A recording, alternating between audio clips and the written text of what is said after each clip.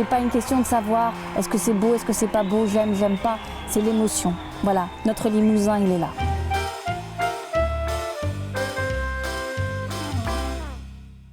Imaginer le musée de demain, le connecter à son public, c'est le challenge de Muséomix. Le musée de Guéret avec Montréal, Rennes, Berne, Mexico, la Cité des Sciences à Paris et quelques autres de par le monde ont réfléchi sur les moyens de relier leurs œuvres et leur public. Ils n'avaient pour cela que 72 heures, un challenge suivi par Bertrand Fernandez à Guéret.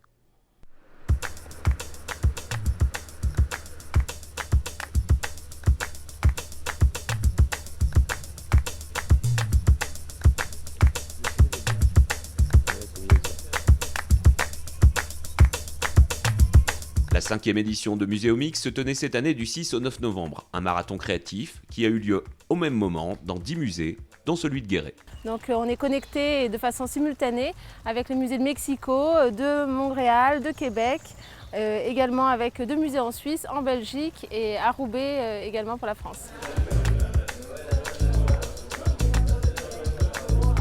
Pendant 3 jours d'affilée, on organise un marathon créatif avec des équipes pluridisciplinaires qui vont tenter d'imaginer et de créer des prototypes de médiation culturelle pour les musées. Donc c'est vraiment comment connecter le musée à son public ou imaginer le musée de demain, en fait, à l'ère du numérique. Ouais, alors après moi j'anticipais peut-être un peu, je parlais des moyens techniques ou de ce qu'on pourrait mettre en œuvre avec ça. Après t'as raison, c'est peut-être trop prématuré de parler déjà technique et comment on peut réaliser ça, mais ouais. Qu'on soit d'accord sur ce qu'on veut faire. Oui, non, mais c'est sûr. Pour l'instant, là on brainstorm un peu, on est en train d'essayer de voir quelle expérience les membres de l'équipe aimeraient avoir en commun. Donc là, ça demande de se discuter un petit peu, de voir un peu qui, pourquoi, et puis à partir de ce moment-là, quelle technologie engager, comment on va se répartir un peu les rôles, et puis surtout organiser notre temps.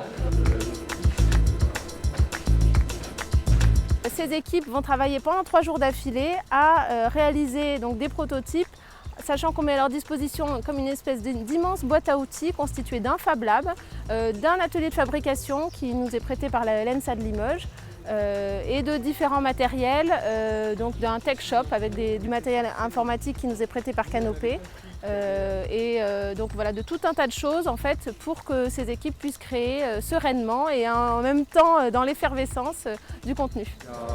Je vais montrer un système de sécurité en fait quand on ouvre. Donc là on attend que les équipes aient pensé un petit peu leur projet sur la partie de l'objet et nous on va leur réaliser ces objets-là. Donc pour les intégrer dans leur prototype et le tout on va essayer que tout soit prêt pour dimanche midi. En fait l'interface ça serait sous forme d'une tablette que les utilisateurs pourraient prendre en rentrant dans la salle et avec la tablette tu aurais la reproduction des œuvres qui sont présentes dans la salle. Et tu pourrais avoir certains points illuminés sur les œuvres ou avec des petites flèches ou des petites croix, tu pourrais les cliquer. Ça les agrandirait et ça t'expliquerait par le biais d'un son ou alors d'un texte ou d'une autre image quelque chose que tu n'as pas vu, du genre par exemple pourquoi la cruche est vide, est-ce que ça a un sens particulier, est-ce qu'il y a une histoire derrière le tableau et ça la raconterait. Nous sommes les Creusettes, un groupe exclusivement féminin de Muséomix cette année. Et on a décidé de travailler dans ce cabinet d'histoire naturelle. Et on avait à notre disposition un renard naturalisé qui est d'habitude utilisé pour les scolaires. Le projet initial, c'est que le renard déambule dans la salle. Et lorsque l'on s'approche de lui et qu'on le caresse, il s'arrête. Et il nous raconte l'histoire du lieu, l'histoire des collections, et aussi un petit peu ce que c'est que la taxidermie. Et c'est l'action de toucher qui lance la piste sonore. Et dès qu'on arrête, il arrête de parler. C'est toujours un petit peu compliqué avec les ressources qu'on ne connaît pas forcément à l'avance. Là, on a un petit problème informatique qui permet, donc on a nos capteurs pour que lorsqu'on s'approche, le renard déclenche, mais on a un petit problème pour mettre en place le système qui permet de diffuser le son et les informations.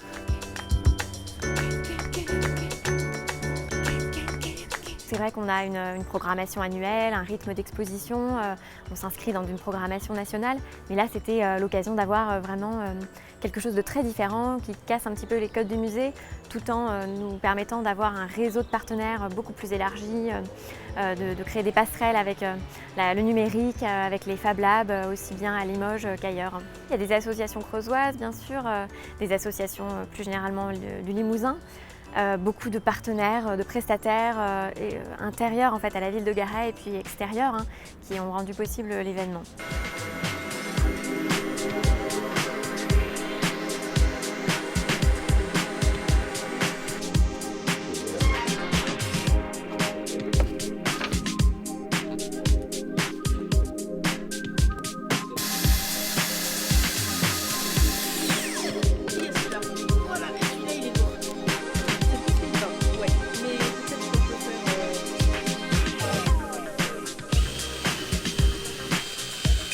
Notre projet ici dans cette salle, c'est de mettre en valeur certains objets.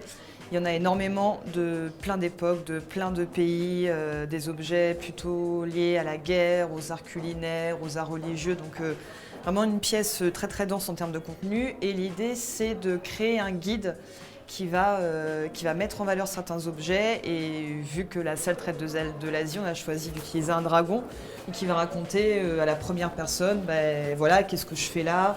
Pourquoi? Mais voilà, je suis sur cet objet-là parce que c'est un objet qui vient de telle famille, que telle famille avait telle symbolique au niveau du dragon, ou alors qu'à cette époque-là, le dragon avait telle signification, etc. etc.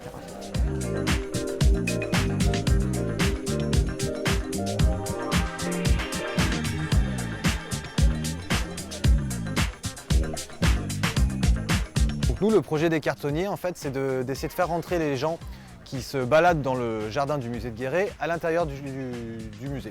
Donc l'idée, c'est d'un prototype d'une installation de ce cadre qu'on voit derrière. Et c'est à partir de cet endroit-là, les personnes vont voir une composition en perspective. C'est-à-dire que dans le cadre, on va voir les objets disposés dans le jardin, en fait des silhouettes agrandies de différentes pièces qu'on a choisies du musée et qui va créer un parcours physique de pièce en pièce jusqu'à les amener à l'intérieur du musée. Donc l'idée, c'est de faire un peu une sorte de bande-annonce ou de teasing un peu décalé pour susciter la curiosité et donner envie d'aller à l'intérieur du musée. Malgré les bonnes volontés et les associations qui font feu de tous bords, ce n'est pas évident d'arriver à un projet fini en 72 heures. Et le dimanche après-midi arrive bien vite, permettant une première évaluation des travaux devant du public.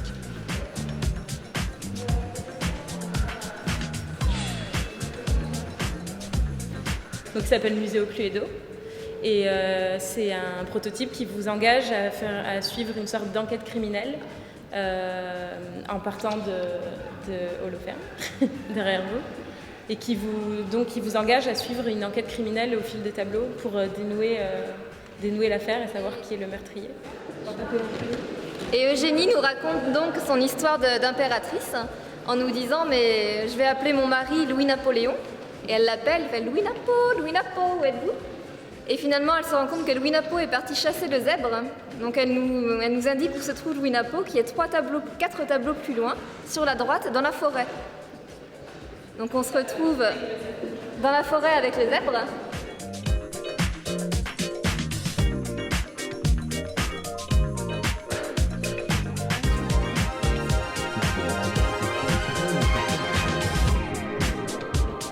Le concept de ce prototype, c'est justement de vous interroger dans un premier temps et pour autant de ne pas vous donner la réponse stricte, mais justement de vous inviter le visiteur à réfléchir lui-même pour qu'il aille trouver sa propre réponse.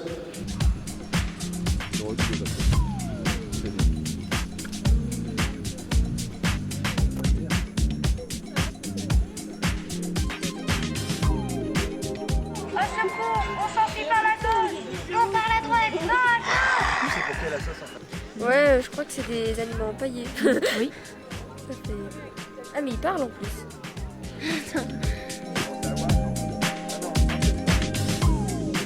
Un remix culturel réussi puisque le public a bien réagi à ces propositions ludiques que l'on n'a pas forcément envie de voir partir. Notre souhait, même si évidemment il n'y a pas de notion de commande, on laisse les équipes travailler librement, mais on espère pouvoir les pérenniser au moins 1 ou 2 prototypes. Ça pourra nous donner des idées pour renouveler un petit peu la médiation, faire rentrer un peu le numérique dans les salles puisqu'on n'a actuellement pas de dispositif numérique au musée. Et puis bien évidemment, il y a toutes des actions qui vont être organisées avec les scolaires, avec les collèges de Guéret. Les professeurs vont emmener leurs élèves voir les prototypes et puis travailler ensuite avec leurs élèves.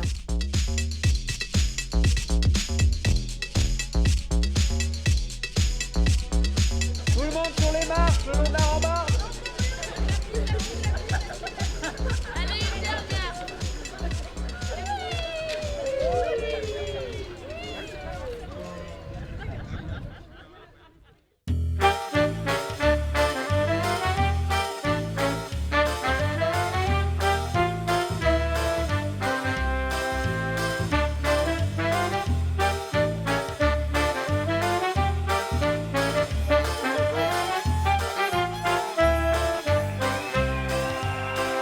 C'est pas une question de savoir est-ce que c'est beau, est-ce que c'est pas beau, j'aime pas, c'est l'émotion. Voilà, notre Limousin, il est là.